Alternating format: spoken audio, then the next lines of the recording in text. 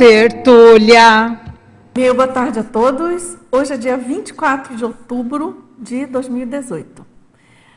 É uma quarta-feira e o nosso verbete é de número 4.646. Tem 5 páginas, 47 elogios e 12 máximos. E o tema de hoje a ser debatido é o laboratório consciencial, da especialidade autopesquisologia. E esse verbete foi redigido pela nossa já veterana verbetógrafa, Kátia Iwahase. Agora aqui a Kátia é graduada em farmácia bioquímica, mestre em bioquímica clínica, doutora em neurociência e pós-doutora em neurociência comportamental. Ela é brasileira, natural de Barra do Jacaré, Paraná. Voluntária da Conscienciologia desde 2010. Docente de Conscienciologia desde 2011 e tenepsista desde 2013. Agora vamos aqui na definologia. O laboratório consciencial, o LabCon, é o conceptáculo autovivencial e pesquisístico, intra e extrafísico, predisponente a aprendizados, esclarecimentos, experiências e reciclagens aceleradoras da evolução pessoal ou grupal. E aqui, na pensenologia, a gente tem o holopensene pessoal da autocientificidade, o holopensene pessoal da autopesquisa multidimensional. Na fatologia, o conceptáculo holossomático, o micro-universo pessoal enquanto esteio das pesquisas conscienciais. A agenda pessoal programada de autoexperimentos, a autopesquisa conscienciológica. O autocomprometimento na checagem das hipóteses pesquisísticas.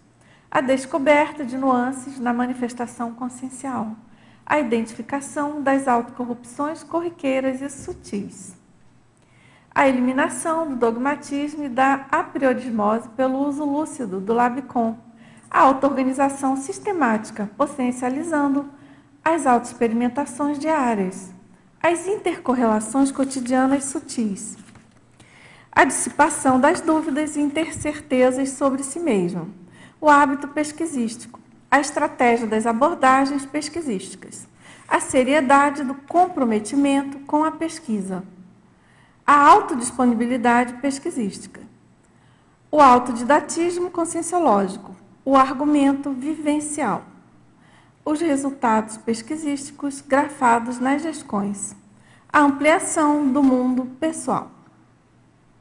Agora, aqui na parafatologia, a autoconscientização multidimensional, a projetabilidade lúcida e os fenômenos relacionados, a autovivência extrafísica pessoal, as autopesquisas parapsíquicas, as sincronicidades presentes no dia a dia do pesquisador multidimensional lúcido, o acesso à central extrafísica da verdade.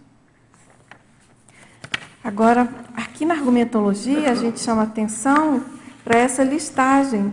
São 15 condições pessoais passíveis de serem desenvolvidas na aplicação lúcida do LabCon pessoal ou grupal.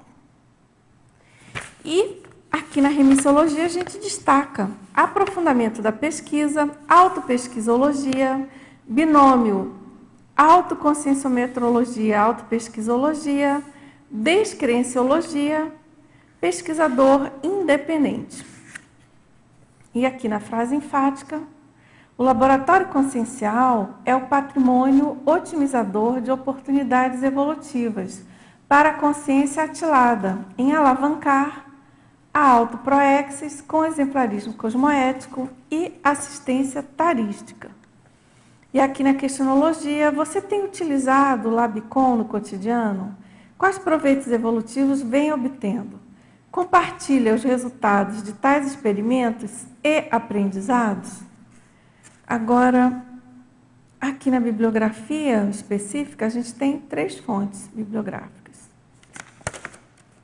Vamos aqui agora a mega-análise feita pela equipe da Enciclosapiens, professores André Chatalov, Cláudio Monteiro, Eucárdio de Rosso, Elizabeth Correia e Lapadilha. E o André aqui presente hoje. Hoje não, todos os dias, né? Vamos fazer justiça. Agora, vamos aqui então a mega-análise.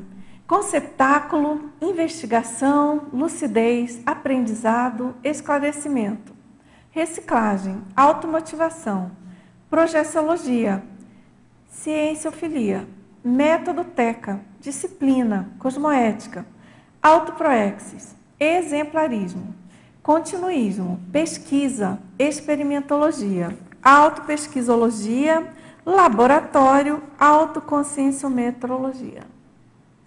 Muito bem. Professora Kátia, prazer ver você aqui, muito bem-vinda, depois de tanto tempo, não é isso? Então, a gente quer saber aí, ouvir você sobre os bastidores do seu Labicon, não é isso? Boa tarde. Bastidores, assim, talvez responder primeiro por que eu escolhi esse tema, né? Tá ligado, será? Alô? Oi, agora sim. Na verdade, eu queria escrever alguma coisa relacionada com autopesquisa, porque pensando até mesmo numa próxima vida, de ter alguma senha aí para eu conseguir acessar mais rápido numa próxima. E aí, na verdade, eu não tinha um tema específico, e aí eu pensei em Labicon, e aí eu fui pesquisar se já tinha escrito na enciclopédia, ainda não tinha, né? Então eu resolvi escrever sobre isso. O que aconteceu agora, recentemente, em Labicon, em relação... que normalmente, assim, eu sou uma pessoa bem... Assim, eu não esqueço as coisas quando eu viajo. E agora, para essa viagem, eu esqueci um monte de coisas, assim. Então, agora eu tenho que investigar o que realmente aconteceu, se está relacionado com o tema ou alguma outra coisa. Porque foi até interessante, porque normalmente eu faço até uma listagem do que eu preciso levar, e dessa vez, mesmo na minha listagem, eu acabei esquecendo um monte de coisa. Interessante, né? Um bom apanhado aí para pesquisa. Porque é um tema neutro, então, assim, em tese, não geraria tanto, digamos, contrafluxo. E normalmente eu não tenho, mas nesse de particularidade aconteceu. Mas é que mesmo com tema neutro, às vezes até o tema homeostático, você é uma coisa para pesquisar também, né? Mas qual é o seu papel naquele tema e naquele verbete, né? Eu até escrevi um verbete há algum tempo, que eu chamei de persona verbetográfica, que é essa personagem que é o verbetógrafo e que, dependendo do tema, do assunto, do momento evolutivo, do que aquele verbete representa para a gente vai ali desempenhar um papel, né? Então, é muita coisa que tem por trás aí, né? Nesses parabastidores e é muito rico o negócio, né? Então, tem que pensar bastante, né? Vou olhar esse verbete, então. Ele é bem assim, não tem nada assim tão complexo do ponto de vista de autopesquisa, mas é essa abordagem para a gente pensar nisso, né? Ampliar, né? Porque eu tenho esse interesse, né? Que tem total relação aqui com a questão do laboratório consciencial, que é essa questão dos desdobramentos da nossa escrita. O que isso significa? Kátia. É muito rico, né, o negócio. Que a gente não tem ainda traquejo para perceber aí muito, né? Parabéns pelo verbete. Uma coisa que eu fiquei refletindo aqui, a hora que você começou a falar, é que essa semana você tem o aspecto da sua origem, né? Então, essa semana é a segunda vez que um verbetógrafo defende o seu verbete tendo relação com a cultura japonesa. Então, a Keiko também, 2 dias, defendeu a banalização da autopensanidade. E você traz justamente o tema do teu laboratório de vivências, né? Então, se você me permite, eu acho interessante aprofundar no aspecto cultural, o quanto você traz de representatividade do seu grupo, a sua cultura, e o quanto o fato de você estar aí tem relação direta com a representatividade de todo um grupo. E a sua viragem, nesse sentido, não seria só sua, é sua e de todo um grupo, né? Então, é bastante interessante e bem alinhado com a tua temática aí, né? Fica aí para a gente começar a reflexão. Vou pesquisar sobre isso. Obrigada. Kátia, então a gente tem pergunta aqui, começando por Porto Alegre. Pergunta do nosso amigo lá. E foi interessante que eu até na outra vez que ele fez uma pergunta, eu fiquei na dúvida se era androssoma, ginossoma, porque eu tenho uma amiga mulher com esse apelido. Enfim, ele esclarece aqui que ele ressomou nessa vida em androssoma. Beleza, clareou aqui. E obrigada. Então vamos lá. Ele pergunta na página 18, segunda linha, ele pede para você desenvolver a identificação da zona de conforto de pesquisador. Tá, essa questão aqui bom, normalmente a pessoa ela não percebe que ela está numa zona de conforto, ou às vezes ela tem uma leve percepção, né?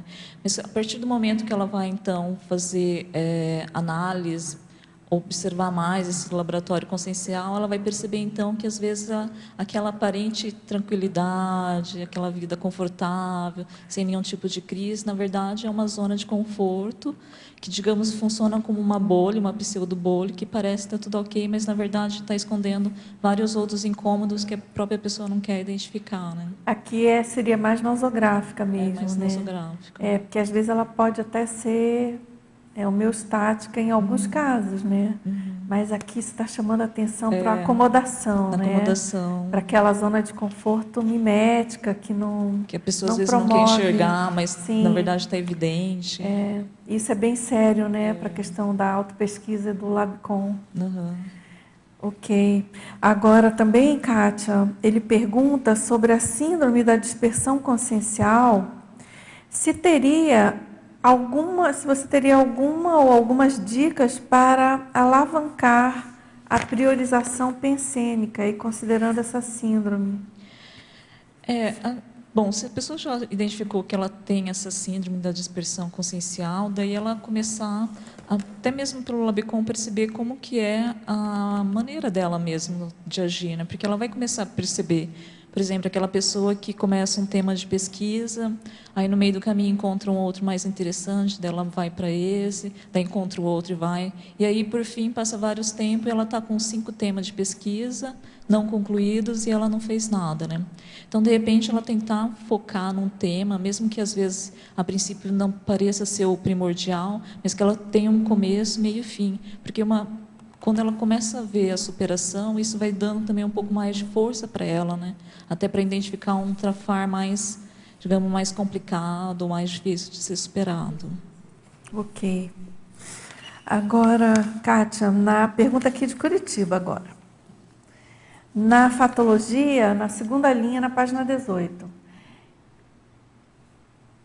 Ele pergunta também sobre a zona de conforto, só que aí ele pergunta assim: como podemos realizar essa identificação estando imerso nela e considerando estar num paraíso?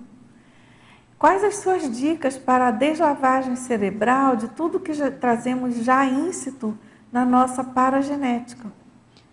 Bom, aí eu acho que a questão realmente de ser um laboratório mais cotidiano, mais diário, da pessoa então fazer isso de uma maneira mais sistemática, ela tentar então ir anotando ali o que acontece com ela, por exemplo, igual como eu citei, né, essa questão de ter esquecido um monte de coisa. Eu posso simplesmente considerar um fato aleatório que aconteceu, ou então eu posso estar pesquisando alguma coisa relacionada, se isso não é, digamos, algo para mexer comigo, ou sair de uma zona de conforto, ou de repente, é isso que a Fabiana, né, tinha falado, Sim. a questão da questão cultural. Então, aí a questão cultural, você vai até investigar a questão das lavagens cerebrais, né? Será que tenho ainda muito em relação à minha cultura que eu trago aí? Não sei, bom, dessa vida, mas talvez de outras vidas aí. Então, aí a pessoa precisa fazer realmente anotações, depois de um tempo começar a analisar, porque só assim, à primeira vista, não tem como, né? Ou a pessoa tem um discernimento muito atilado, ou ela vai conseguir identificar, não sei. Se ela não tiver, ela vai ter que fazer isso passo a passo, diariamente, anotando até que ela consiga identificar, né? Não existe, digamos, uma receita mágica, né? Você vai ter que fazer algo diário até que ela consiga identificar. Ou se não conseguir identificar sozinha, começa então a fazer algum tipo de curso, né? Tipo curso em cobaia, ou consciencioterapia para tentar identificar com a ajuda de outras pessoas, né? Agora, Kátia, eu penso assim, não sei o que você acha, que a gente, assim, intermissivista, que já pesquisa a Conscienciologia já há algum tempo, é difícil a gente, no fundo, não detectar que tem alguma coisa errada. É, Eu penso que essa zona de conforto nosográfica, né, que a gente está aparentemente bem, tá num conforto, né, prazeroso e tudo, que ela pode até ser homeostática, né, até o Walter escreve sobre isso, mas é mais raro, né, no nosso nível aqui o negócio fica mais raro. Mas eu penso que a coisa entra mesmo naquela linha da autocorrupção, do autoengano. Você, no fundo, você sabe que você tem que mexer em alguma coisa, mas aí vai empurrando com a barriga. hoje eu não tenho tempo, eu estou fazendo muito de coisa assistencial, mas agora não dá. Aí vai assim, né? A questão não é tanto saber que tem alguma coisa ali que tem que mexer. É mais o empenho, o enfrentamento, né? Não sei, eu vejo assim, estou falando no meu caso, né? E porque a essa altura do campeonato a gente já tem uma noção, né? Tem uma noçãozinha, né, do que está mais pegando, né? O negócio é arregaçar as mangas e fazer alguma coisa. Entrar naquele ciclo da reciclagem, né?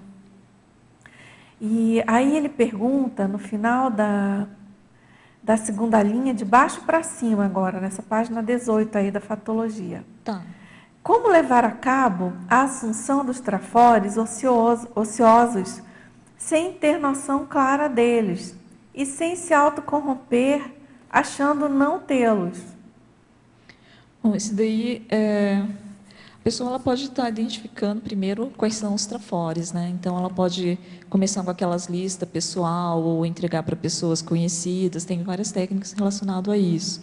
E utilizando o laboratório consciencial, ela então aproveitar aquilo que ela faz de positivo, de superação de problemas, de resolução, e identificar quais são os trafores. Porque se a gente fazer uma análise do nosso cotidiano, a gente vai identificando vários trafores, utilizando como que a gente reage ali no dia a dia, como a gente supera um travão, como que a gente lida com o conflito. Aí ali tudo tem vários trafores, só que às vezes a gente não nomeia e acaba passando despercebido, né? Agora, na paradoxologia, ele pergunta então como funciona o paradoxo da autorreflexão. Tá. Esse daqui é um verbete do professor Valdo, né? Quem quiser procurar ele na enciclopédia pode investigar melhor. Mas o paradoxo da autorreflexão é a pessoa própria fazer as suas reflexões sobre os fatos, os acontecimentos em relação a ela mesma e ao cosmos, né? É um verbete assim, bem interessante, que faz a pessoa pensar bastante. E um paradoxo que a pessoa entra em si para estar ampliando vendo a cosmovisão. Ela não vai ficar mais egoísta, ela vai, na verdade, fazer o inverso, né? Ela vai sair de si para o cosmos, para as outras consciências e tudo mais, né? É bacana esse paradoxo. É bom, né? Ele faz pensar, né? Porque à primeira vista você olha esse tema, mas tem meio em dúvida, né? Bem legal, interessante. Agora, quer perguntar? Vamos lá. Parabéns, Kátia. É um verbete que vai nos ajudar muito, principalmente para mim, que é a minha área de pesquisa, né? A minha linha de pesquisa é a autopesquisa. E o Labicon, o nosso Labicon é a melhor área de pesquisa, né? Para autopesquisa não existe, né? É Labicon e Labicon e Labicon. A minha pergunta está na patologia, na primeira linha. O que você fala, que eu achei, quer dizer, o verbete inteiro, tá? Dá vontade de fazer várias perguntas, né? Mas vamos começar com 3. O micro-universo pessoal enquanto esteios da pesquisa consciencial. O que você pode falar mais aí para a gente? Aqui é no sentido assim, não é que, por exemplo, se a gente for comparar com pesquisa convencional, o objeto de pesquisa é fora, é o externo, não é? Quando a gente traz pesquisa consciencial, a gente vai estar buscando investigar principalmente o nosso micro-universo consciencial, né? Então, ele é o nosso esteio da nossa pesquisa conscienciológica, né? O pesquisador, ele tem o seu próprio Labicon. E aí, o que eu acho bem interessante é que a pesquisa conscienciológica, ela dá muita autonomia ao pesquisador, né? Porque você não fica numa dependência de uma universidade ou de financiamento de alguma pesquisa e tudo mais. Você é a própria consciência que você vai ali estar pesquisando a sua própria manifestação consciencial. E a partir que você começa a pesquisar, você vai te dando muito mais autonomia, né? Até mesmo para você identificar aí as intrusões aí que às vezes tiram um pouco das nossas liberdades, que às vezes, no primeiro momento, fica imperceptível, né? Agora, na pensenologia, também, na primeira linha, complementando essa daí, você fala do óleo pensene pessoal da autopesquisa multidimensional, né? Então, aquela história, se a gente não conhece nem a gente mesmo e quer conhecer as outras consciências, né? Então, se a gente não consegue nem estudar o que nós somos, o que nós estamos fazendo aqui, como que a gente tem as percepções, se a gente não estuda como que a gente recebe a sinalética, a importância disso daí para a gente já, às vezes, quer saber o que está acontecendo com outra consciência, mas se nem a gente consegue analisar. Então, eu achei muito importante isso daí. Agora, eu queria perguntar para você, na fatologia, na 12ª linha, a pressão das circunstâncias gerando crise de crescimento. Como que você vê isso na autopesquisa? Como que você pode argumentar isso para nós?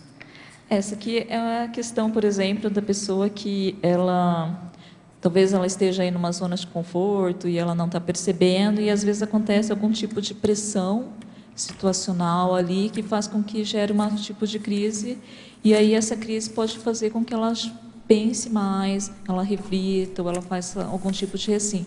Normalmente o que a gente observa aí de pressão é um caso de doença, né? Você vê muito caso de pessoas que têm algum tipo de doença e aí aquilo faz uma mudança completa ali, bem importante na vida dela, né? Muda de valores, significados. Eu, dentro desta autopesquisa, eu estou fazendo uma que é a crise de crescimento, de eu estar lá em Minas e não poder estar aqui, né? Mas eu fiquei analisando, foi comentado isso de manhã, num debate. Eu faz 10 meses que eu estou lá para Minas. Eu deixei de aprender, de estar aqui dentro do tertuliário, 300 tertúlias, que eu frequento, sou tertuliana assídua, né? Eu sou tele também assídua. Então, a diferença, se a gente fazendo autopesquisa, crise de crescimento, dinâmica, eu fazia 6 dinâmicas por semana, às vezes dava 7, porque tinha uma que eu dobrava. Quantas dinâmicas que eu deixei de fazer assistência, quantos cursos que eu deixei de fazer. E aí isso aí me gerou uma crise de crescimento, mas eu estou tranquila, estou trabalhando, fazendo autopesquisa. Uma hora eu vou chegar aqui, né? Uma hora com certeza. Na página 20, na enumerologia, você pode estar dando uma palhinha em cada um deles para a gente? Aqui, na verdade, eu fiz, digamos, o que seria, que eu considero aí, de etapas, né, para a autopesquisa, né? Então, a questão do planejamento, né? Você começar a fazer autopesquisa planejando, não simplesmente entrar na pesquisa assim, sem fazer nada, vou fazendo conforme vai o rio, né? Você tem um planejamento, e aí, a partir do planejamento, daquilo que você está pesquisando, você escolher as estratégias da sua pesquisa, né? Como você vai estar fazendo essa sua pesquisa, para onde você quer chegar, quais são os seus objetivos.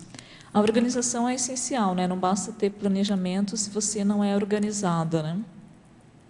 E a investigação em si é justamente aquilo que você tem como tema de pesquisa, e aí você vai investigar ali aquela superação, aquela origem, ou mecanismo, ou o que você está tendo como objetivo. A coleta de dados, ela é essencial, né? Porque senão a gente fica muito no achismo, eu acho que é isso, eu acho que é aquilo, e a coleta de dados, ela vai te dar mais cientificidade, né? E vai te ajudar também na análise, né? Ser mais racional. Porque às vezes a gente tem uma ideia do que aconteceu, e quando a gente coloca no papel, a gente consegue ser mais racional, né? E a análise, né? Tentar também buscar uma análise mais racional, mais técnica, porque a gente sabe que, às vezes, se você já tem pessoas que já têm uma resposta, e aí ela pega só aqueles dados que vai corroborar aquela hipótese dela. A ideia é que você busque analisar de modo sem tendência, né? Sem pensar, não, eu acho que é isso, aí eu pego só aqueles dados que vão e eu ignoro aqueles que são contra. E a recim que é que a gente espera no final, né? Ou durante todo o projeto. Ok? Agora, tem uma pergunta aqui de Portugal, Lisboa. Depois você vai, tá? Depois você pergunta. Utilizo o laboratório consciencial na minha autovivência diária e considero uma excelente ferramenta evolutiva. E aí, então, ela pergunta sobre o crescendo laboratorial, egokarma, grupo karma, polikarma. Na página 20, primeira linha. Tá. Aqui a ideia do crescimento laboratorial é que, normalmente, as pessoas elas vão começar com algum tipo de recim pessoal, né? Algum trafar que ela tem, ela quer superar, ou algum trafal que ela não possui ainda e ela quer conseguir implantar ali na vida dela, né? E aí, a partir do momento que ela, às vezes, vai diminuindo o nível de egocentrismo, então ela, às vezes, começa a fazer os laboratórios grupo karmas, né?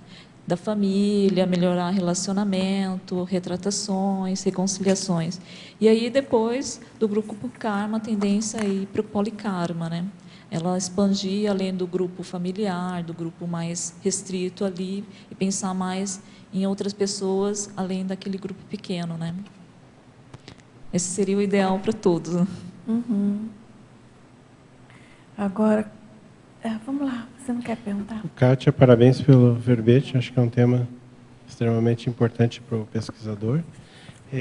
Ali na parafatologia, última linha, se você puder, eu tenho 3 perguntas, tá? Comentar alguma casuística sua de acesso à central extrafísica da verdade, tá? Aí, você quer que eu faça por partes? Pode ser. Tá. Bom, aqui a ideia é do acesso à central extrafísica de verdade. Bom, casuística, sim, digamos, eu posso ter algumas hipóteses que, de repente, eu posso ter acessado de alguma escrita, até mesmo em relação, acho que, os verbetes ou artigos, que, às vezes, eu escrevo e aí depois eu falo assim, nossa, caramba, aqui foi bem escrito, então, acho que não fui eu, né? Mas, assim, de maneira mais, assim, mais contundente para te dizer que eu tive, não tenho essa percepção. Posso colocar como hipótese que sim, mas não de uma maneira assim científica, no sentido de dizer eu realmente acessei. É possível que sim, mas eu acho que a pessoa que ela está buscando escrever assuntos relacionados com a interassistência, ajudar na questão da TARES, aí eu acho que ela vai ter mais possibilidade de estar acessando a central extrafísica da verdade. Tá bom. A outra seria ali na tecnologia, na segunda linha, sobre a técnica das microfichas da casuística pessoal. Você poderia dizer como é que você usa essa técnica? Bom, o que eu faço, eu gosto, na verdade, bastante de técnicas, porque eu acho que isso ajuda bastante na hora da gente ou colocar uma em prática e também para anotações, porque a técnica, ela faz com que todos os dias você faça o mesmo tipo de aplicação de algo, de um procedimento. Porque se a gente deixa muito no tipo, eu vou fazer isso hoje, por exemplo, anotar uma projeção. Eu anoto a projeção, aí um dia eu lembro de anotar a temperatura, outro dia eu lembro de anotar a umidade. E vai depender do que eu lembrar ou não. Agora, a técnica, se você coloca ali, você todo dia vai fazer a mesma coisa exatamente. Isso ajuda também na análise, né?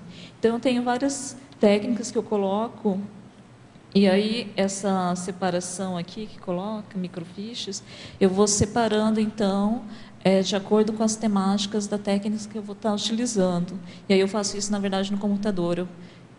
Eu coloco, então, aquelas pastas, subpastas, e aí eu vou dividindo. Eu acho que facilita bastante. É tipo um confort para as suas técnicas. E aí eu vou, depende da temática, depende do assunto. Mas o que você está chamando de microfichas seria como, tipo, no formulário, é isso? Um template? Um template? Eu faço template também no sentido de anotações, mas também faço no sentido de armazenamento. Tá bom. Eu queria fazer só uma complementação, não? Tudo bem? Muito bom. Verbete, né? Tanta vez a gente fala de laboratório consciencial, né? Alguém escreveu. Muito legal, estava faltando. Da Central Extrafísica da Verdade, né? Que assim, eu vi você falando assim, a pessoa escrever, né? Ajuda a acessar.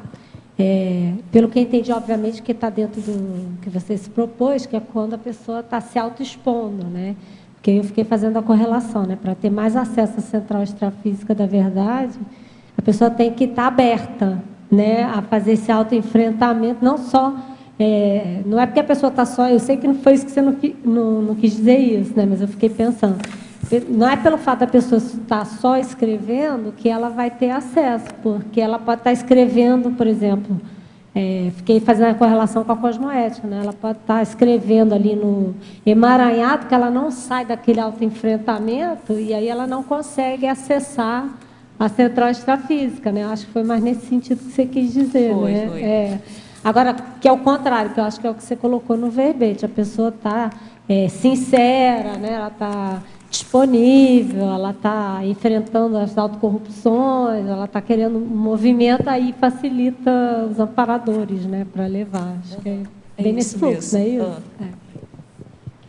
E a última pergunta seria na sindromologia, na página 20, primeira linha ali, você fala na síndrome da dispersão consciencial, que eu acho que eu me encontro muito aqui dentro dessa síndrome. A minha pergunta é se você acha que a síndrome do desperdício consciencial, ela poderia entrar aí também no rol da sindromologia. Eu acho que sim, faz sentido o desperdício, né? Porque, assim, laboratório consciencial, na verdade, a gente faz o tempo todo, né? Só que, às vezes, a gente utiliza ele ou não, né? Então, se a pessoa não está utilizando, ela está desperdiçando, né? Eu acho que, assim, o laboratório é algo, assim, uma oportunidade tão única, né? E aí, às vezes, a gente passa batido por tempo, por estar priorizando outra coisa. Mas está acontecendo, né? Só que, às vezes, a gente utiliza ou não, né? Posso contribuir nessa reflexão, Kátia? Uma das coisas que mais se pesquisa aqui, que se busca a compreensão, é justamente a dispersão.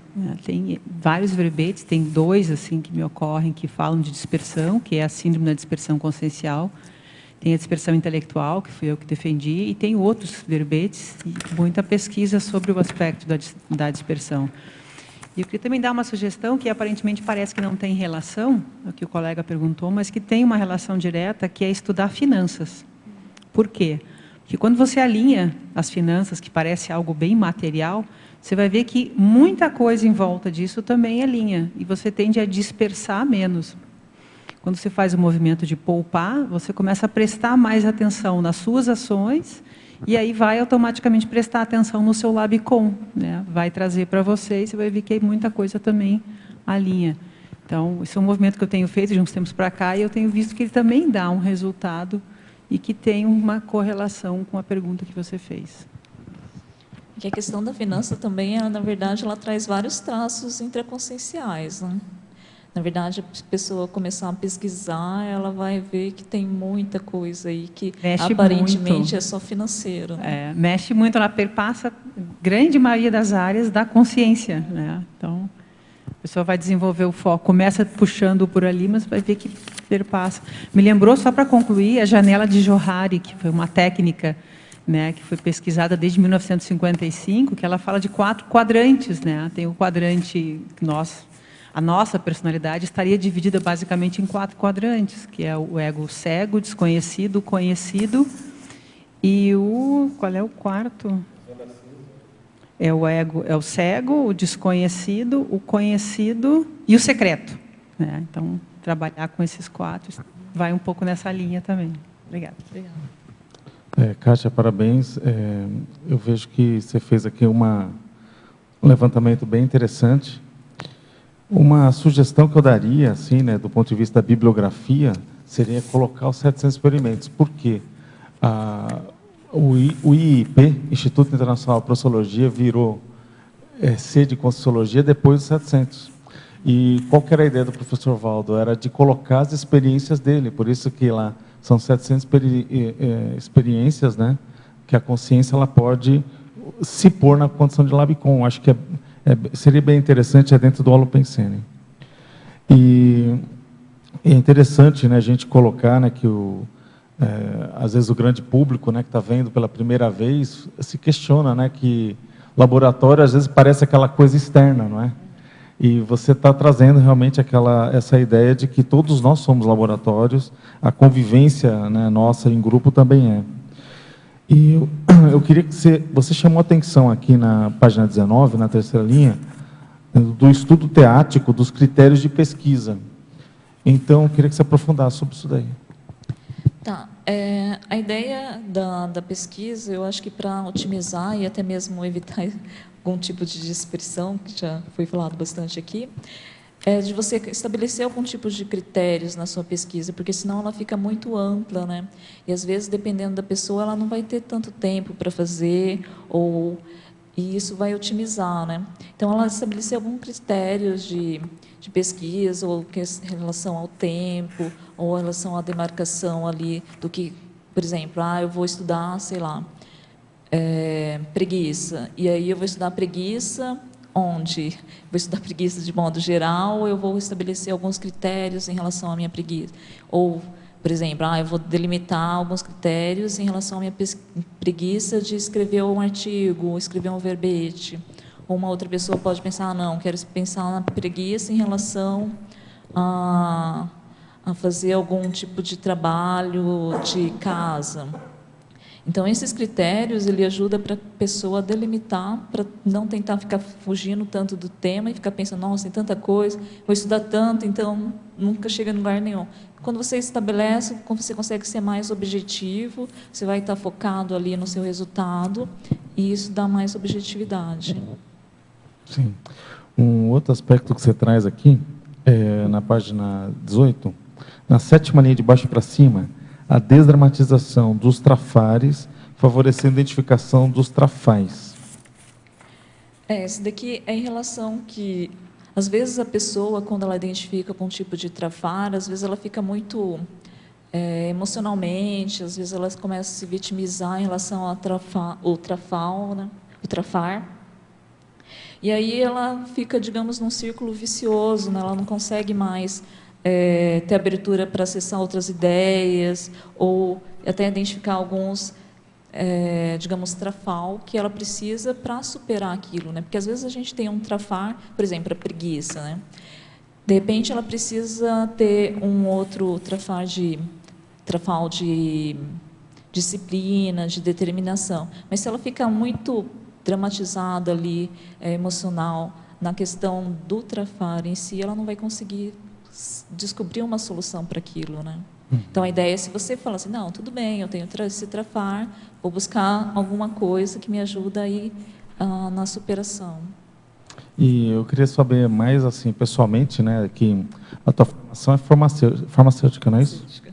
E ali você, com certeza, o processo de laboratório, você está desde lá do começo da faculdade. E como que você fez esse contraponto? O que te ajudou, meio que essa tua formação, do ponto de vista de você se colocar mais como laboratório consciencial?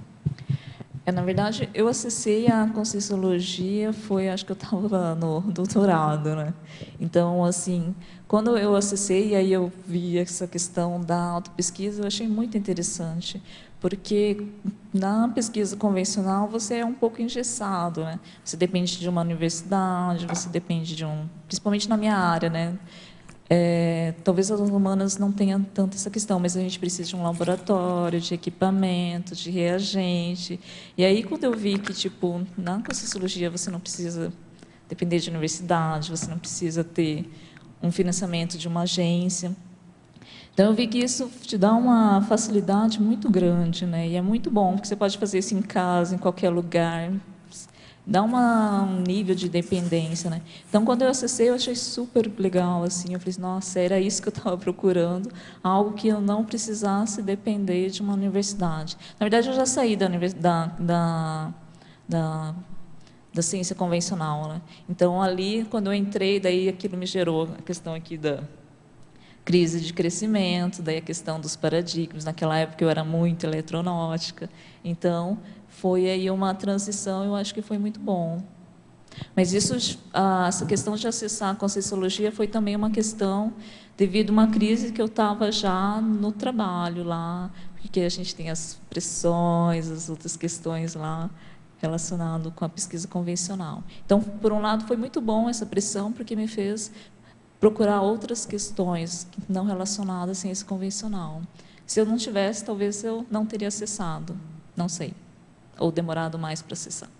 Agora, deve ter muita coisa que te ajuda na pesquisa conscienciológica, esse aprendizado aí, essa bagagem dos laboratórios convencionais. Né? Ele perguntou isso, que eu acabei esquecendo.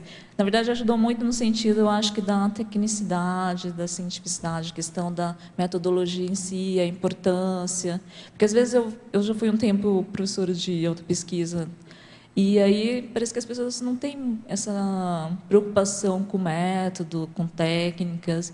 E a gente sabe que isso é importante e isso facilita a vida, na verdade. A técnica parece que é aquela coisinha, que é rotineiro, que é chato, que é engessado. Na verdade, não. A técnica, ela ajuda muito Facilita, até acelerar, né?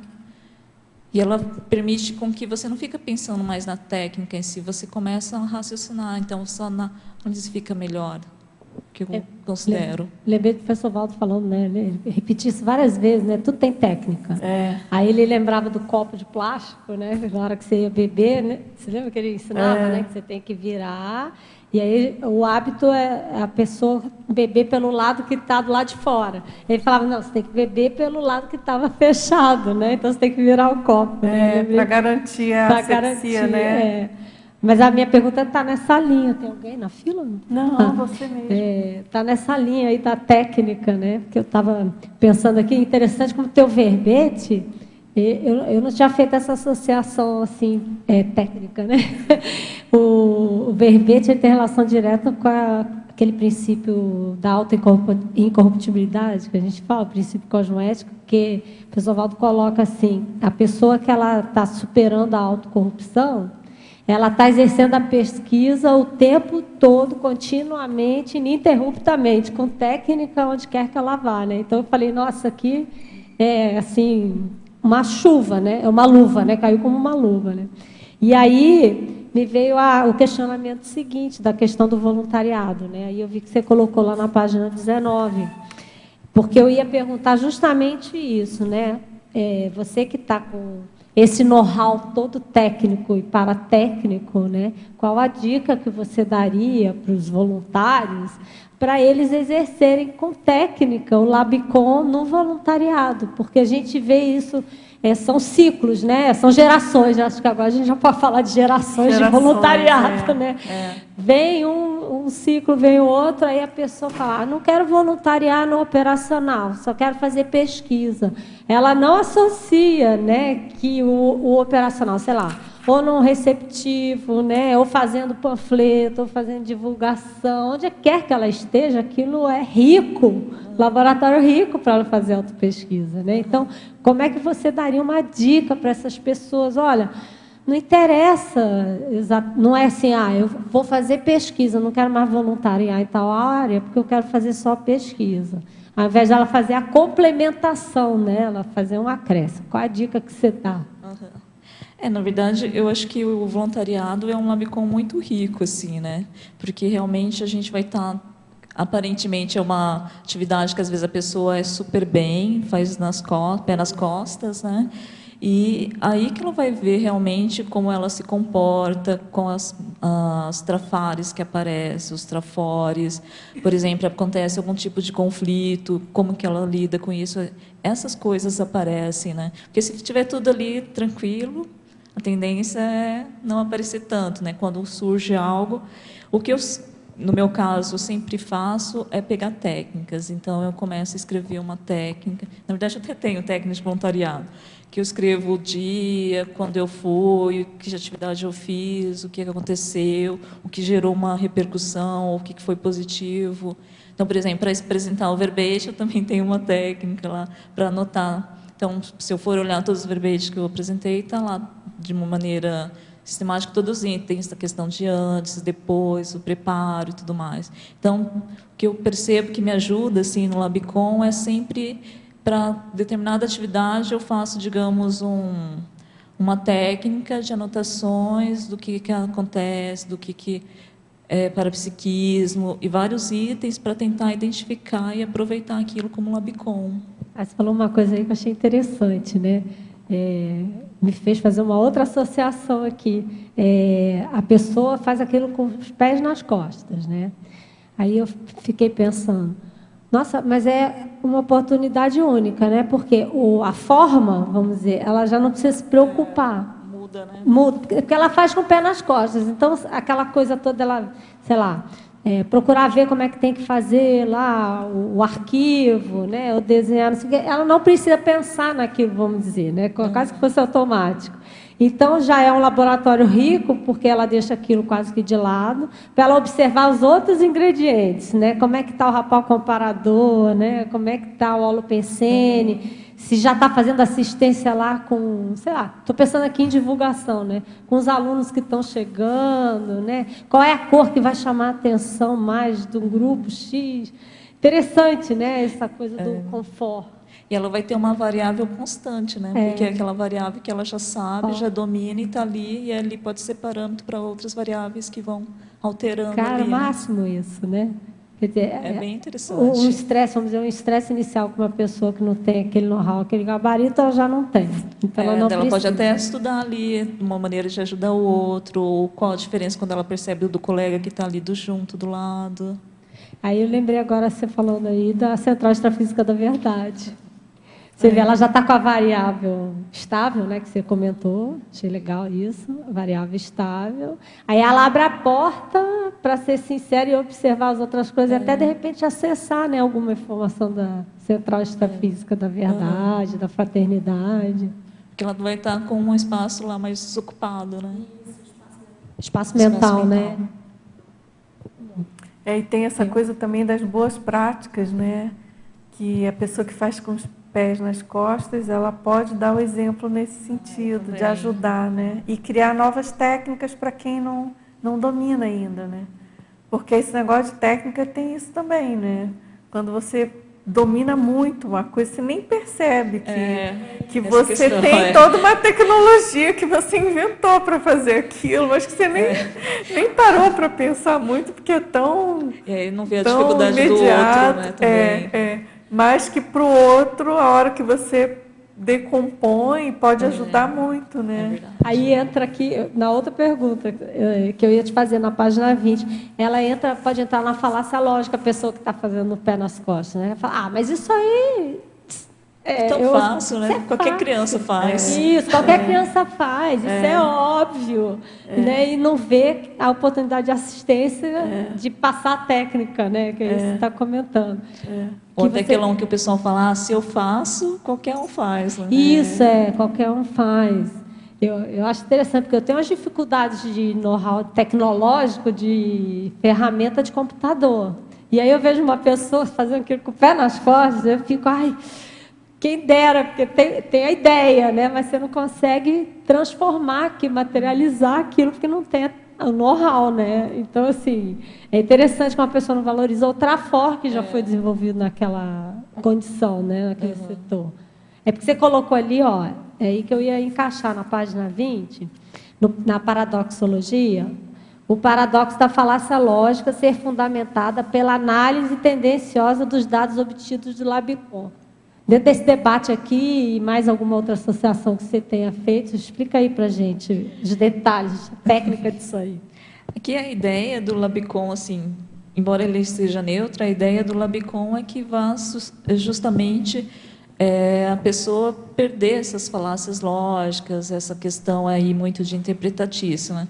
Só que, por um lado, ela vai estar justamente utilizando o Labicon e criando aí a partir dessas interpretações aí lógicas ou superficiais, ou às vezes até tendenciosas que ela já tinha, e aí ela vai mantendo aí essas falácias lógicas que ela cria, né? Então a ideia na interpretação que você quer dizer, interpretação do dado, tendenciosa, né? Porque às vezes a pessoa em algum tipo de pesquisa, às vezes ela já tem uma hipótese que às vezes para ela já é uma verdade real, e aí quando ela vai fazer uma coleta de informação e vai chegar para análise, ela pega aqueles elementos que vai corroborar aquela tendência dela. Aquela outra que gera um tipo de incômodo, ela vai falar, não, acho que isso daqui não é tão relevante, Descarta, né? Fala, não, isso daqui acho que não é legal. E aí ela vai pegar justamente, né, aquilo que vai confirmar aquela ideia errônea que ela tem, né? Ou seja, ela seleciona todos os dados já para comprovar a hipótese que ela tem de uma crença, de um dogma, de alguma coisa, né? E algo que saia do padrão. Do padrão dela. Ela não considera. Não considera. Aí na ciência convencional, o que o pessoal faz nas estatísticas, né, quando aquele pontinho está muito longe ali, ele simplesmente tira, né? Daí a estatística fica super bonita, né? E aí você vê a diferença do Labicon, né? Justamente aquele pontinho que está diferente no caso do paradigma. Esse que está incomodando, que é o real, né? Agora, às vezes, a pessoa quer, não, está tudo bonitinho aqui, vamos manter, né? Está confirmando minha teoria. Você vê que já tem a mudança do paradigma, né? Do eletronótico para o consciencial. Então, assim, aquilo que sai da curva, né, que é fora do padrão, chama justamente o contrário, né? Chama atenção, presta atenção naquilo, observa. Por isso que eu achei legal que logo depois você botou o paradoxo da autorreflexão. Né? Porque, não descarta, coloca ali e usa coloca pelo menos para uma análise posterior, né? Não simplesmente ignora e joga fora. Reflete em cima, né? Interessante. Bacana. Você deve ter fazer muitas correlações, né, com os dois paradigmas. Né? Porque saiu da pesquisa na eletronáutica. No começo eu confesso que assim é bem diferente, e aí gera umas certas crises, assim, né? Principalmente a questão da multidimensionalidade, a questão do parapsiquismo, né, em si. Mas em termos assim da tecnicidade, da metodologia, eu acho que dá para aproveitar bem, assim. Tirando essa questão, né, intrafísica e extrafísico, né? Vai dar um bom livro. Um livro assim de laboratório consciencial, você fazer colocar essas técnicas da metodologia. Boa ideia, Adriana. Que tal, a pesquisa, eu gostei, achei interessante. Eu confesso que há algum tempo atrás eu comecei a pensar nessa possibilidade, não do laboratório em si, mas como autopesquisa e o laboratório consciencial ser tipo um capítulo. Mas sabe por que eu estou falando? Porque assim, a gente fala muito assim, é o Labicon, é o laboratório, é o Labicon, vou fazer autopesquisa. Mas, na verdade, o que a gente percebe é que a maioria não sabe os detalhamentos, a técnica, como transformar essa teoria na prática. Entendeu? Onde quer que esteja. Então, por isso que eu pensei no livro. Você já tem o know-how, quase que um manual de laboratório, sabe? Manual da pesquisa do laboratório consciencial. Aí você dá as técnicas, no voluntariado. Aí você pode fazer assim, que na verdade é só você pegar o teu verbete e abrir as caixinhas, né? Mas você entendeu? Assim, porque como você tem muito know-how... Posso fazer um comentário depois, Dulce? Não sei, ela acabou? Acabou, Adriana? Não, dentro do que você está falando, e que já foi falado aqui, né? Eu acho que uma coisa muito importante para fazer essa técnica, para fazer autopesquisa, é a empatia, né? você calçar o sapato do outro, porque tem gente que fala, pimenta nos olhos dos outros não arde, né? Refresco, né? É, refresco. Igualzinho ela falou do laboratório, não do laboratório, do voluntariado, né? Que o traforzão pode ser para outro e para a gente é difícil. Né? Então, a gente vendo o exemplo do outro é uma autopesquisa para nós, né? Porque pimenta nos olhos dos outros não é refresco, arde igualzinho o nosso, né? Então, a empatia, eu acho que é um caminho para a gente fazer essa autopesquisa e é uma técnica, né? Para a gente.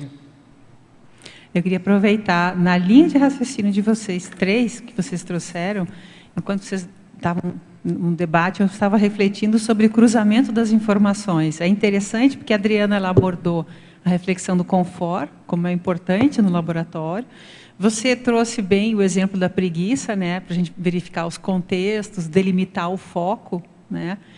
E a Marilux falou da inter-relação entre as pessoas. Eu lembrei também da técnica que a Cris apresentou alguns dias atrás, que é o grupo Karmograma, que é uma técnica muito bem pensada de você fazer a sua associação, né, de como você funciona em relação ao outro e como você está se sentindo, como está a sua relação com os demais, incluindo aí o aspecto do voluntário, né. Então, eu lembrei disso porque, se você quiser também contribuir mais, aqui na página 19, na Fatologia, na sua 6ª linha, você trouxe aqui o cruzamento de informações obtidas de diferentes experimentos, né? Fazendo uma associação com a citação do professor Valdo, né? De utilizar o tempo todo a autopesquisa. Não sei se você quer contribuir. Eu acho que é isso mesmo. Assim, se você for, por exemplo, anotando várias informações de vários experimentos, várias técnicas, e se você fazer esse entrecruzamento, você vai ver que, na verdade, porque é a consciência, né, que está ali, que está, em tese, dividida em vários setores ali que a gente mesmo estabelece. Então, vai ter cruzamentos de informação, de incômodos, de trafores, de uma pesquisa que pode estar ajudando a outra. Então, acho que isso, na verdade, é uma separação, digamos, que facilita a gente na hora de pesquisar. Mas, é claro que vai ter esses entrecruzamentos. Né? É interessante, né, Kátia, também na linha do que o André falou dos 700 experimentos, da virada da conscienciologia, como a nossa consciência é complexa. E quando você traz um tema tão bacana quanto o Labicon, é como se a gente, de alguma forma, muito ousadamente falando, conseguisse simplificar, não é simplificar, mas deixar mais tátil algo que é bem complexo, né? Nós somos uma miríade de complexidade e a gente, à medida que a gente vai pesquisando, vai abrindo mais, né? Eu acho que talvez nesse momento, ou dependendo do nível evolutivo, talvez ela consiga fazer isso já, digamos, pé nas costas, né? Sim, mas eu acho que talvez nesse nível de pré-serenão, a gente ainda precise anotar, fazer essa separação aí sistemática. Talvez, conforme a gente vai fazendo isso e a gente vai conseguindo aprender isso de um modo mais tranquilo, talvez no futuro, sei lá, não sei que momento da escala evolutiva, a pessoa faça isso assim, pensando rapidamente, né? Obrigada. Kátia, você teria alguma sugestão de como é que eu poderia fazer a metria para avaliar como é que está ficando a qualificação da autopesquisa e o aproveitamento do Labicon? Eu acho que uma boa é, por exemplo, fazer GESCOM e estar apresentando. Por exemplo, aqui apresentando no verbete aqui na tertúlia, ou apresentando seminários, ou estar apresentando em qualquer tipo de simpósio, né?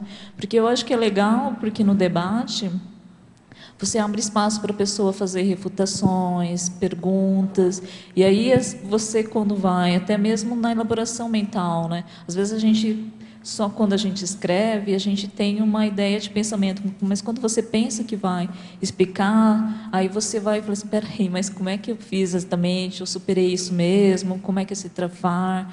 Como é que é esse mecanismo? E, às vezes, a pessoa que está te ouvindo, e às vezes te conhece ou não te conhece, ela vai te dar um feedback. Às vezes fala assim, eu acho que essa análise não está ok, você já pensou nisso? Igual, por exemplo, sugeriram aí a questão dos 700 experimentos.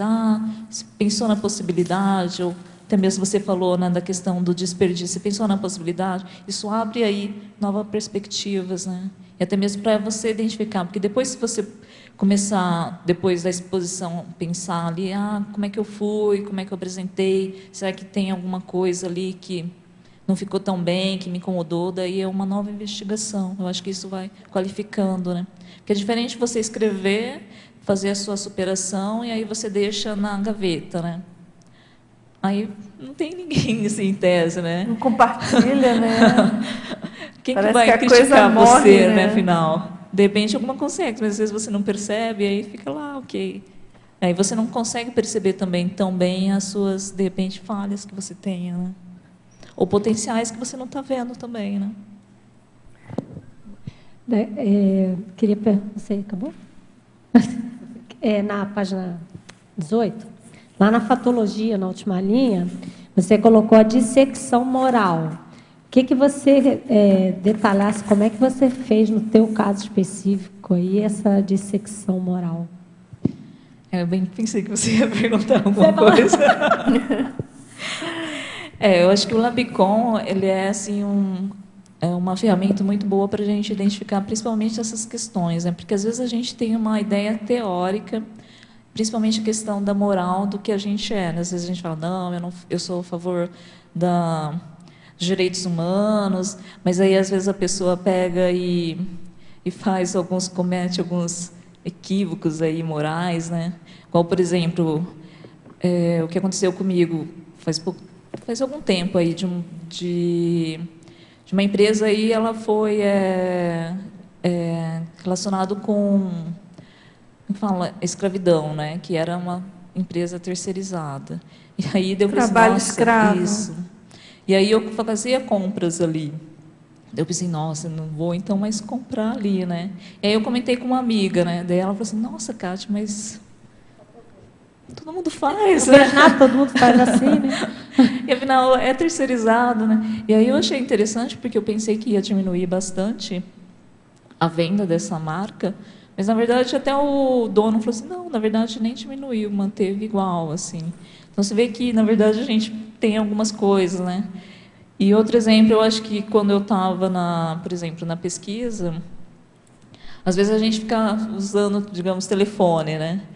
E aí, naquela época, eu nem achava assim, não, minha bolsa é pouco, então eu vou ligar mesmo, né? Mas depois, daí comecei a ter mais noção, mais discernimento, falei assim, não, peraí, na verdade, estou fazendo uma coisa errada, estou usando ali para algo não relacionado com pesquisa, né? E aí eu acho que se a pessoa começa a olhar no seu cotidiano, a maneira como ela se comporta, ou ela se manifesta com pessoas no trabalho, ela vai percebendo que ela tem alguns deslizes, que do ponto de vista teórico, ela diria assim, não, eu sou uma pessoa super certa, não faço nada errado, né? Então, laboratório, ela vai identificando, né? É muito legal isso que você está falando, né? Porque, assim, que a gente fala, moral, para ficar fácil na cabeça da gente, moral é a conduta, né? Aí pega o paradigma consciencial, a pesquisa, fala assim, nossa, riquíssimo, né? Então, tudo que a gente faz no sentido, penseniza, energia, etc., é a dissecção, né? Para você perceber se está mais correto ou você está afastando, né? Da cosmoética, vamos dizer, da reflexão. E o mais legal é que você está falando, você via as condutas e você parava para pensar sobre a conduta. Fala, não, mas espera aí, né? Eu identifiquei lá que tem trabalho escravo, tem uma coisa que não está batendo, né? O fato, o que eu entendo da teoria e o meu comportamento. Aí a gente diz, aí quando você está fazendo ética, né? Entre aspas. Então, você está refletindo realmente sobre a sua conduta. E o mais interessante ainda, você ainda refletiu sobre a falácia lógica da outra, né? Não, todo mundo faz assim. Então tá tudo certo. Tá tudo certo, Quer dizer, fica todo mundo se acomodando o pacto de mediocridade. Pacto de mediocridade. Então, assim, é muito rico, né? Você pensar o nosso laboratório, quer dizer, o laboratório seria a própria conduta em si.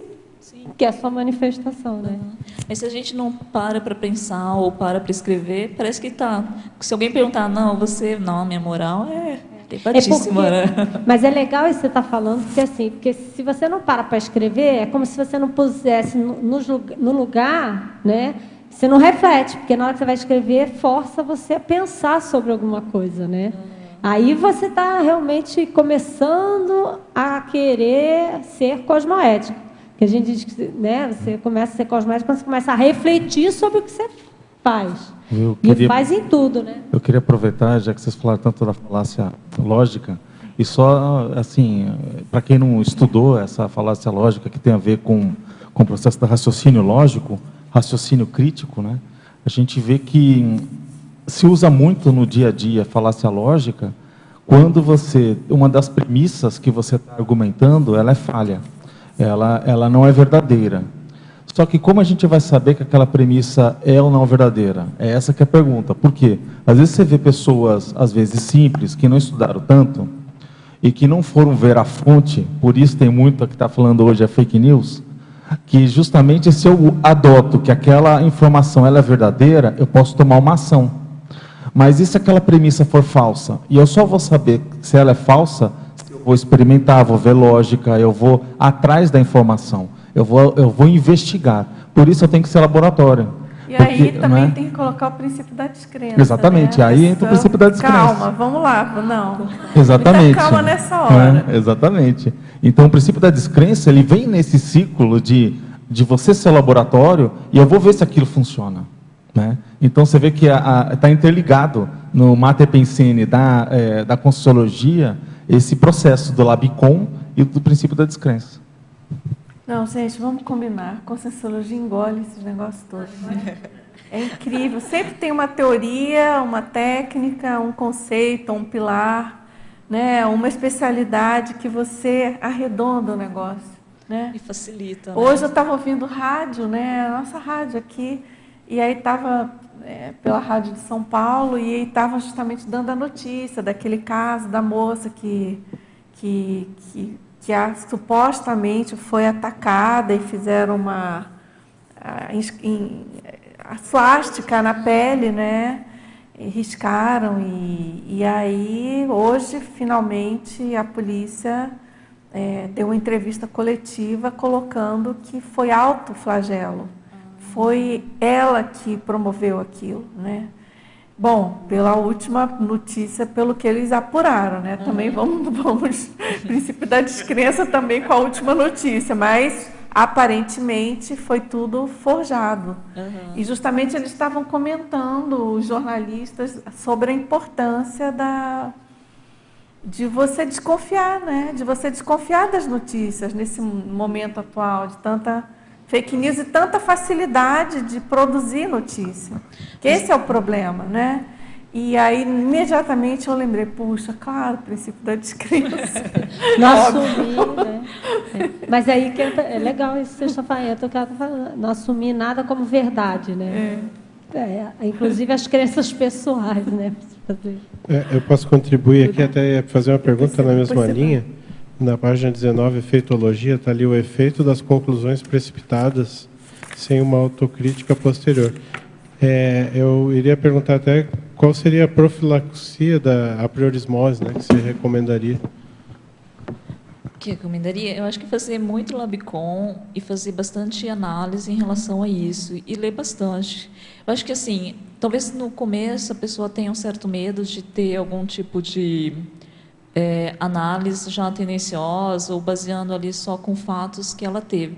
Por isso que eu acho que a técnica em si ela ajuda, porque quando você vai anotando ali de uma maneira mais neutra, sem pensar em análise, quando você chega no final com vários laboratórios ali, isso te ajuda a pensar mais racionalmente, né? Não só baseando naquilo que você já tem construído, aqueles elementos. Você vai estar com papel ali e você vai estar mais, digamos, mais racional, mais analítico em relação a isso, né?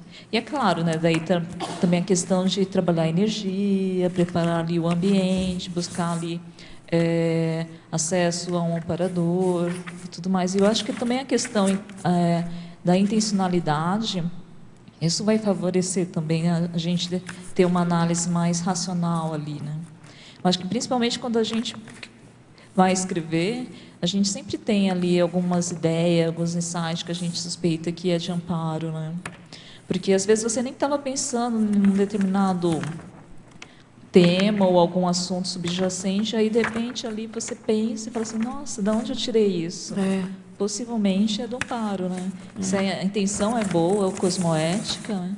Eu acho que a ideia é de provavelmente ter amparo ali. Isso me lembra o que você comentou antes sobre tirar ponto da curva. Eu também voltei à academia, né? E isso é uma coisa que a gente observa que ainda é comum, né? Que para provar uma teoria você pode eventualmente tentar forçar a prática. Tendências. Inclusive às vezes, por exemplo, até quem trabalha com gráfico, você pode fazer ele, né? Fazer um span aqui ou ali para aparecer e depois explicar no texto, o que não é uma coisa cosmoética, vamos dizer assim, a gente tem que procurar primar pela ética, né? São as imposturas, né? Tem até um livro, não lembro o nome do autor, Imposturas Intelectuais, ou alguma coisa assim. Só uma curiosidade no que você falou tirar a ponta da curva. Ponto, né? Ponto. Ao ponto, eu fiquei pensando, como se ela é curva, ela não tem um ângulo, né? Não tem uma ponta, então já não dá para fazer isso. Em matemática, uma reta é uma curva também. Ah, ok. Tá. Às vezes, então, se você tem um comportamento linear, vamos supor que é lindo para o pesquisador, né? É linear. Então você tem um ponto lá, e agora, o que eu faço para explicar esse cara aqui? Melhor tirar, e aí fica tudo perfeito. Então esse que às vezes é o dilema anticosmoético do pesquisador. Sim, sim. Agora é interessante que você deu um exemplo bem em cima da cosmoética, né? De ter a teoria de uma forma e na prática é outra, né? Isso a gente tem que estar sempre questionando. Eu acho que vai na linha um pouco do teu trinômio aqui na página 20. A tua trinomiologia, na quarta linha, você trouxe o finalzinho da terceira linha, né? O trinômio distorção cognitiva, dissonância cognitiva e análise tendenciosa. Às vezes é só um pontinho que vai fazer uma enorme diferença entre a cosmoética e a anticosmoética, né? Agora, falar nisso, sabe que tem uma pergunta, nosso amigo de Ribeirão Preto, que ele pede para você discorrer sobre a diferença entre a distorção e a dissonância cognitiva. Tá. Distorção cognitiva também tem um verbete, eu acho que é do professor Valdo, né? Não Se lembro. não me engano. E ele então, aquela distorção que você tem em relação aos fatos, né? Então, existem vários tipos, né, de dissonância. Por exemplo, uma delas é a pessoa focar só no negativo e ela exclui tudo que acontece de positivo. Um outro tipo de distorção é a pessoa de uma coisa negativa que aconteceu, que ela considera negativa, ela aumenta isso de uma estratosfera, e aquela coisa positiva que às vezes aconteceu 90%, ela diminui ali, diminuindo, né? É dele sim, tá, o verbete. É dele, né?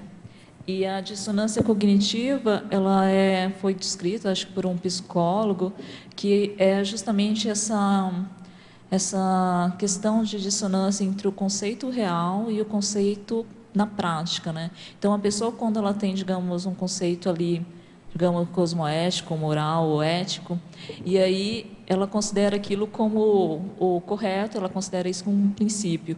Só que daí, na prática, ela entra e faz uma coisa completamente errada ou dissonante daquilo que ela tem como teoria. E aí, para não entrar nesse conflito de o que eu penso e aquilo que eu faço, ela faz uma pequena alteração e ela começa a justificar. Então, seria por aquela questão ali que falou, não, mas todo mundo faz.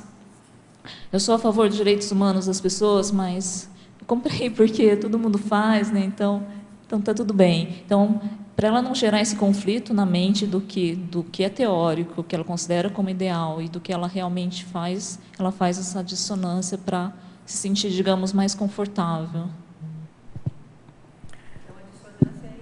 A falta de coerência entre a teoria e o comportamento. Isso. Ela percebe esse conflito. Puxa, eu estou na teoria, mas na minha prática está. Não, mas para justificar aí a minha prática, eu vou dar uma alteradinha aqui. Se a gente for ver, isso é bem comum, né? Não, só complementando que a dissonância é um termo que vem da música, né? E que é a desafinação. Então, é um tom que está próximo, mas ele soa mal. Ele não deixa de ser uma distorção, mas tem a ver com isso. É próximo, mas não é igual. Eu só queria aproveitar a questão lá do ponto fora da curva, né?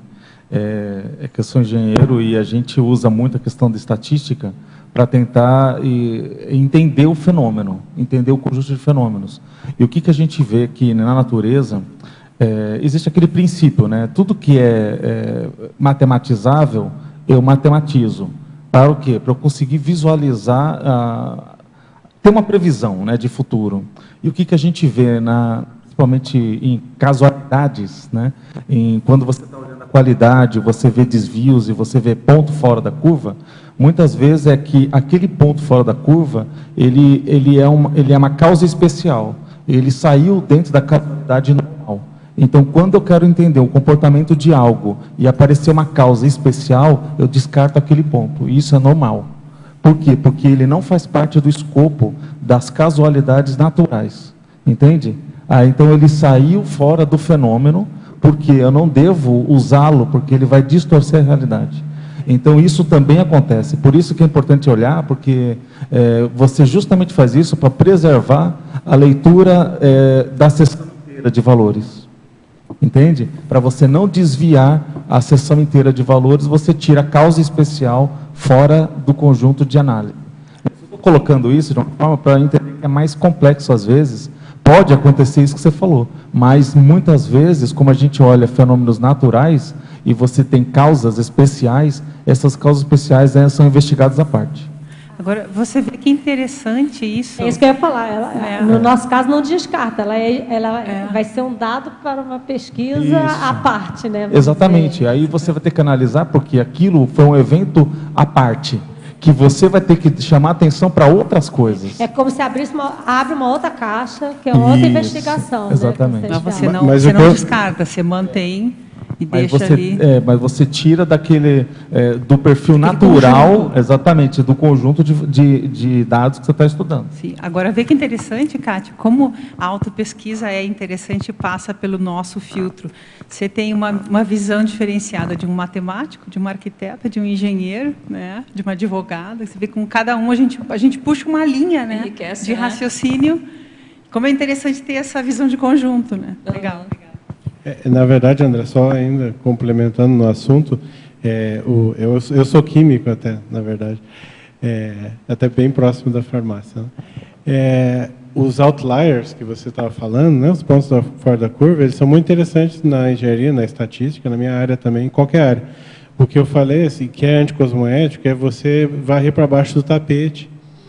Porque assim, você pode ter o fenômeno e ele pode até abrir para um outro estudo, bota lá, né? E não descartar. O que acontece é que, às vezes, o que eu quis comentar é que, às vezes, pode haver a tendência a tirar para não se incomodar numa revisão, por exemplo, porque o revisor vai dizer, o que é isso aqui? Né? E aí você já seria tendencioso, é mais nessa linha. Por exemplo, uma outra coisa que a gente via bastante é a questão do desvio padrão e o erro padrão, né? Então, por exemplo, se nas análises, principalmente biológica, que tem muita variação, né? Se tiver muito desvio padrão, a barra fica muito grande, né? Da alteração. E aí, quando você vai fazer análise estatística, não sai nada, né? Então, às vezes, quando tem muito desvio padrão, até os professores sugerem, coloca o erro padrão, porque o erro padrão ele vai diminuir ali aquela alteração, né? Então, é uma maneira, digamos, você meio que maquiar ali um pouco, pensando para falar que os seus experimentos ficaram mais bonitos, os resultados, né? Então, tem uma intencionalidade ali, não é uma coisa assim do tipo, vamos trazer totalmente a verdade, vamos dar uma melhorada. Igual, por exemplo, a gente tem na farmácia, nessas áreas biológicas, muitas fotos, né? Faz experimentos, tira fotos, mas, às vezes, a maioria, sei lá, 99 sai feia, sai uma linda, assim. Qual que você vai publicar?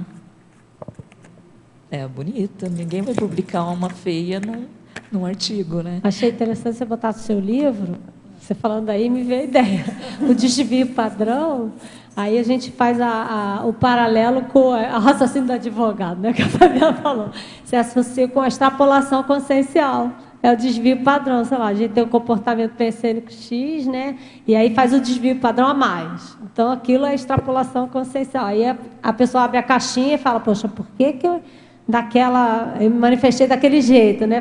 Por que eu tive aquele fenômeno? Como é que eu estava pensando? O que eu estava fazendo? Como é que eram as minhas energias? O que eu fiz antes? Nossa, já dá um capítulo. Você faz só um capítulo, daqui a né? pouco vai ser um tratado, hein, Kátia? Extrapolação consciencial. Depois eu quero fazer uma pergunta. Acho que Tá, deixa eu dar uma seguida aqui, aí você entra depois. Kátia, Ribeirão Preto. De Ribeirão Preto. Ele pergunta na Fatologia, página 18, sexta linha. Como implantar a rotina útil sem desperdício das informações conscienciais? Se a pessoa também quiser entender um pouco mais de rotina útil, tem um verbete, que eu acho que também é do professor Valdo.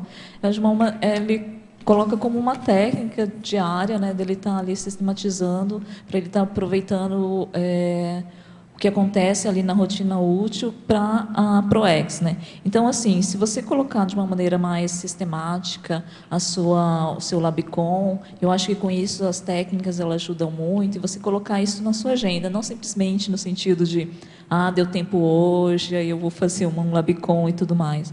Não, é você sistematizar da mesma maneira, por exemplo, não talvez todo dia, mas se você colocar dentro da sua rotina, para você fazer essas anotações, do que acontece no seu Labicon, de repente você cortar alguns momentos, né? Por exemplo, não vou ficar olhando meu Labicon o dia inteiro, aí eu pego um Labicon de manhã, e aí eu faço umas anotações, e aí isso vai colocando no seu dia a dia, e aí você vai ver que com o tempo isso fica tão natural, que às vezes até faz falta quando a gente não faz. É igual ginástica, né? No começo é difícil fazer, né? Depois, com o tempo, a pessoa vai vendo que isso é bom, ela vai percebendo os efeitos, e aí ela vai colocando isso como natural, né? Porque o hábito, ele precisa de um tempo, né? Tem até esses dias saiu, há algum tempo, de um pesquisador, acho que americano, que ele colocou que, para você criar um hábito, leva 66 dias, né? Meia? Meia. Eu achei que era mais até. Um hábito. E aí eu falei assim, nossa, será que é mesmo isso? Isso, princípio da descrença. Porque parece que esse dado já é falso e foi replicado várias vezes. A história não é bem assim. Não, mas então, aí eu resolvi colocar em prática. Eu falei assim, bom, se ele está dizendo que é real, vou ver esse princípio das descrenças. E aí eu comecei a criar, a princípio, um hábito alimentar que eu tinha. Falei, bom, então eu vou colocar esse hábito, eu vou ver se eu consigo em 66 dias. E aí eu consegui. Falei assim, bom, então é um hábito somático, né? Então talvez... E aí agora eu coloquei em relação a uma cláusula do CPC para pôr em ação, porque às vezes eu fico tentando pôr, não consigo, falei assim, não, então vou colocar dentro desse projeto de 66 dias, para ver se eu consigo colocar ele em prática. Tá indo bem, vamos ver se eu consigo até em 66 dias. Só para não abrir a caixinha, né? Mas assim, a gente coloca lá no curso do esquadrinhamento, né, que são 6 módulos, que no final a ideia também é a pessoa começar a consolidar neo-hábitos evolutivos cosmoéticos, né? Então a gente aborda essa questão. Que parece que teve um autor, o Rexa que sabe bem o nome do autor, aquele do... Não é aquele do livro amarelinho, A Força do Hábito, daquele livro? Não, mas não é esse, não. É porque ele foi puxando de um outro. E a verdade, a pesquisa é assim, a gente demora, em média, 6 meses para começar a adquirir o hábito. Então, o tal dos 66 dias...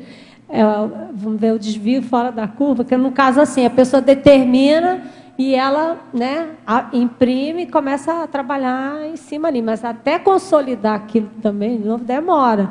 Então, você vai fazer uma pesquisa até bem antiga, o Rex fez esse levantamento, depois, se quiser, o pessoal aí pode até mandar uma mensagem para ele, manda pelo e-mail da Cosmoetos, que ele dá o nome do autor original. Entendeu? Então, essa coisa a gente ficou repetindo os 60 dias por causa desse livro, e não era bem assim.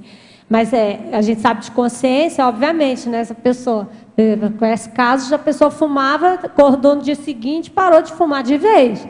Né? Se a gente tem vontade, né? Aí lê o livro da Dulce, né? Se imprime, a lógica pode acontecer, mas na média não é o que acontece, tem uma dificuldade grande. Né? É o poder do hábito? Da mudança, né? Alguns hábitos talvez sejam mais fáceis, outros dependem de um tempo maior. Aí a pessoa vai ter que Senão a pesquisar. gente já era Consex Livre, Serenão é o livro que a gente vai lançar lá, né? Como evoluir sem fazer esforço. Vai vender a beça, né? Best-seller. É best-seller, né? Página em branco, como Para virar Consex best-seller. Livre da noite pro dia, né? Não é o livro O Poder do Hábito? Não, né? Eu acho que Não, esse é um ela deles. falou que não é. Mas tem um outro. Esse foi o que acho que deu, né? O boom. Agora, posso seguir aqui por enquanto? Na fatologia, Kátia, na página 18, né, sexta linha, de baixo para cima, ele pede para você abordar o entrecruzamento de temáticas afins. Essa questão de muitos temas estão relacionados, né? Então, digamos, a pessoa ela vai ter um tema que ela vai estudar, por exemplo, timidez, né? Que, na verdade, até é um tema meu já passado, né? Que Você tem verbete, Tenho né? verbete. Então, quais temas que estão relacionados com timidez? A gente tem vários, né? Então, vaidade, questão do orgulho, a prepotência, né? Então, se a pessoa for fazendo esses entrecruzamentos em vários temas, ela vai ver que tem muitas similaridades, alguma questão que ela identificou num tema, por exemplo, vaidade, ela pode estar ajudando ali na prepotência ou na arrogância. Então, isso, conforme ela vai pesquisando, vai anotando, ela vai estar identificando. Também ele pergunta, na sexta linha de baixo para cima, como fazer a descoberta de nuances na manifestação consciencial e a identificação das autocorrupções corriqueiras e sutis. Como ele coloca essa questão que é nuance ou corriqueiro sutis, então, às vezes, ela pode passar despercebida, né? Se a gente for fazer uma análise assim, sem fazer qualquer tipo de técnica ou observação. Então, acho que é por isso que ajuda muito o laboratório consciencial, você fazer essa observação, essa análise. Porque daí, às vezes, a gente tem uma ideia de que a gente é, ou às vezes a gente acha que a gente não tem um determinado trafor, ou acha que não tem trafar em relação àquilo, não talvez aquele trafar mais no sentido de 100%, mas às vezes tem alguma sutileza ali. Então, por exemplo, do que eu falei da vaidade, às vezes a pessoa ela não é aquela pessoa vaidosa que precisa estar estrelando ali na frente, mas às vezes ela tem ali algumas nuances que passa despercebida. E a partir do momento que ela começa a identificar ali, ela começa então a ver que, vou pesquisar então sobre vaidade, porque eu percebo que em alguns momentos de uma porcentagem ali eu tenho um pouco ali. E a questão da autocorrupção, eu acho que também isso facilita essas anotações do laboratório consciencial de modo sistemático, né? Porque se ela está ali de modo corriqueiro, ela está tão inserida na vida da pessoa que ela não vai perceber mesmo, né? Então, por exemplo, às vezes a pessoa ela pensa que ela quer escrever alguma GISCOM e ela fala que não tem tempo.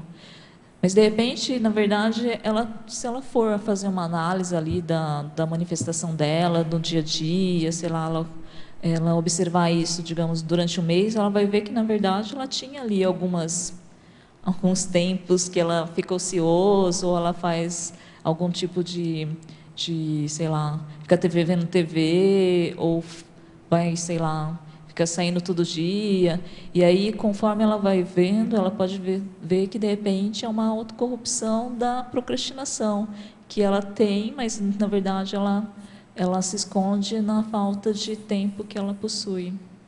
Ou, às vezes, também a pessoa, ela para não ter esse enfrentamento, às vezes ela pega muitas atividades, e aí ela realmente, às vezes, pode ser que ela não tenha mesmo tempo, mas isso é um tipo de autocorrupção que ela meio que, para justificar, ela acaba pegando outra coisa para parecer que está tudo ok. Isso é comum, né, Kátia? Agora, na fatologia, ele pergunta também, eu penso que tem relação também com isso, como perceber as intercorrelações cotidianas sutis, inclusive entre os próprios veículos de manifestação. Né? Por exemplo, às vezes a pessoa inventa, ela pode ter facilidade, ela inventa um monte de atividade somática, né? Cerebelar. E aí ela procrastina a atividade mental somática ou energética, por exemplo. Tem pessoas que falam assim, eu sou muito executiva, não consigo ficar sentada, então Às vezes ela está fazendo realmente um monte de atividade assistencial, mas às vezes ela poderia, né, equilibrar um pouco mais, ou deixar um tempinho reservado, né? Então, aí que a questão do laboratório. Às vezes, realmente, às vezes ela não tem tempo, né, efetivo, mas às vezes ela tem ali digamos, uns mascaramentos, né? E aí isso a gente acaba percebendo na questão do laboratório, né? E essa questão do holossoma, às vezes a pessoa ela acha que eu não consigo escrever, não sei escrever, não consigo concentrar. Às vezes é uma questão energética ali, que de repente ela trabalhasse mais energias, talvez é uma questão ali de arrumação do ambiente da mesa, ela preparar ali, fazer uma asepsia energética, ela vai conseguir estar trabalhando mais o mental soma. Então, isso a gente vai estar observando se a gente pesquisar, né? Agora, a pergunta aqui de Foz do Iguaçu, você poderia fazer uma relação da lei da sincronicidade com o tema do verbete? Está na legislogia, né? Página 20. Tá. Sim, a pessoa que, por exemplo, ela começa a fazer a pesquisa... É porque, assim, a sincronicidade está acontecendo o tempo todo, sim, né? A gente que não aqui percebe. É burro, né? Não consegue ver, né? Então, assim, se a gente nem está percebendo o labicon atento a ele, a sincronicidade vai passar batida, né?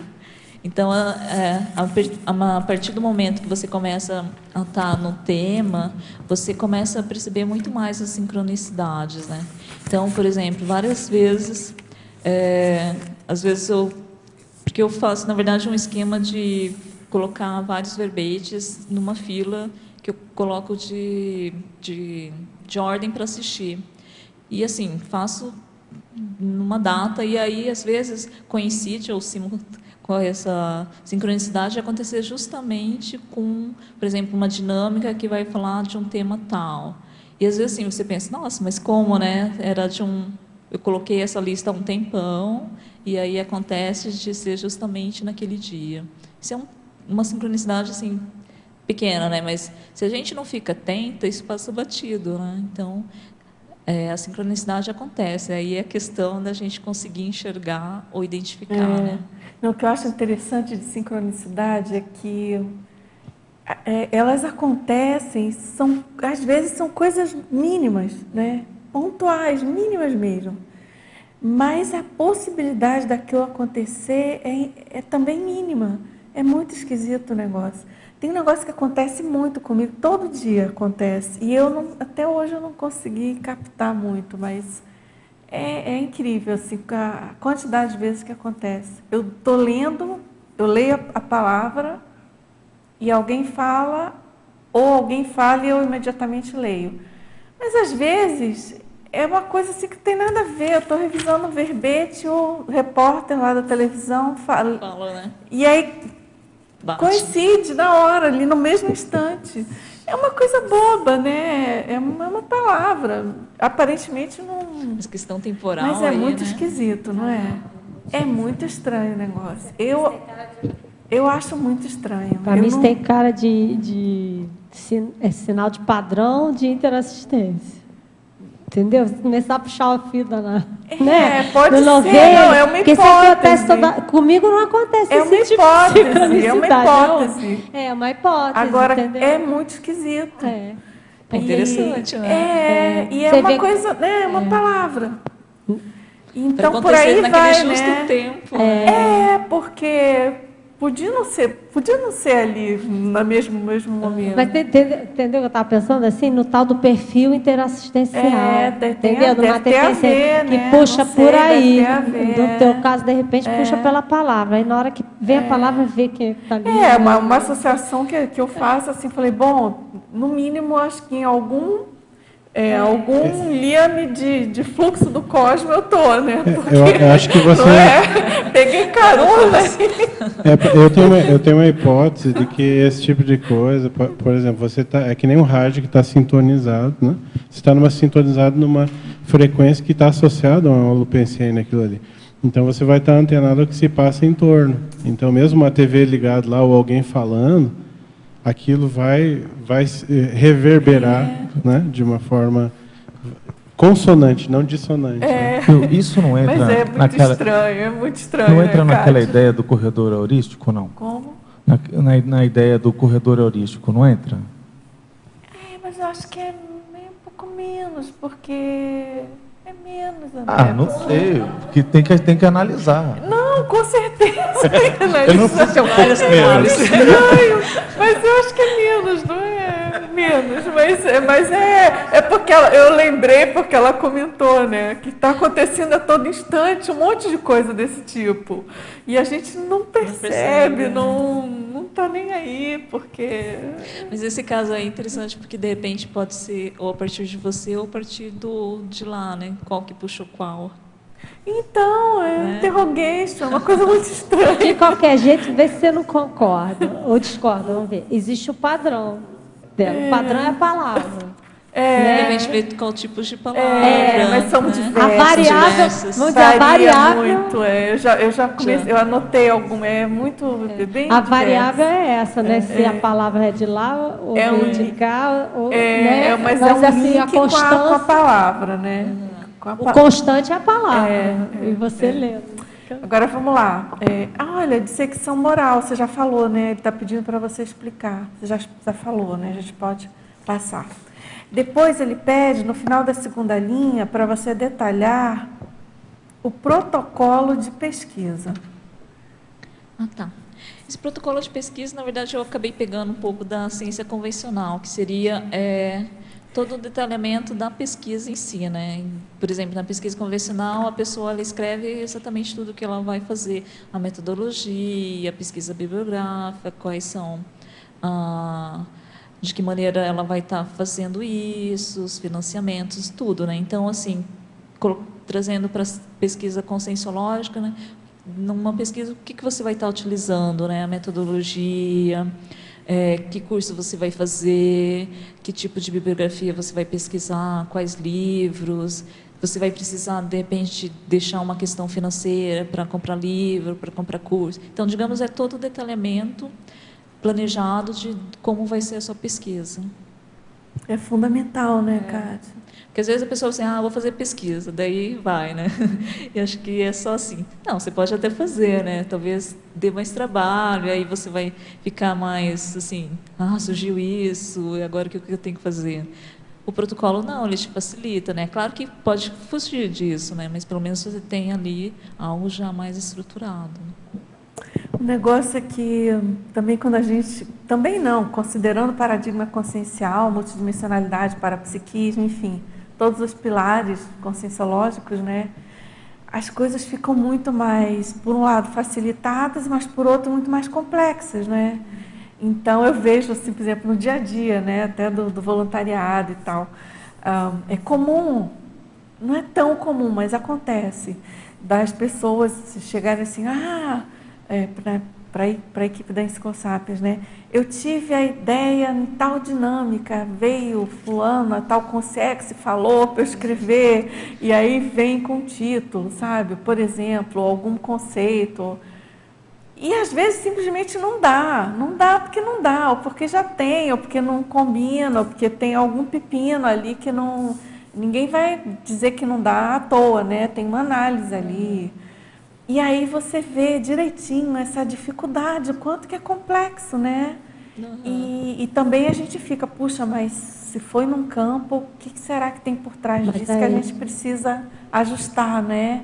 Ou que a gente não está vendo e que precisa fazer a convergência, dar um jeito de fazer a inserção, né? Então, assim... A gente ainda está muito... Mas isso aí eu acho que é bem comum, que eu acho interessante, que sai do paradigma convencional, né? Porque quando você tem a percepção parapsíquica, às vezes é a palavra, é dali que a pessoa vai chegar ao cerne do que realmente ela precisa mas escrever. Às vezes não é exatamente aquilo. Só que aí a interpretação do resultado, a interpretação do fato e do parafato, a pessoa distorce para encaixar... No que ela já pensa. No que ela já pensa ou no que ela quer, tá? Sem descrença, né? E também tem aquela outra condição, né? Não sei se vocês concordam, mas que a gente, quando está minimamente desconhecido, ou mais, enfim, com a questão da descoincidência,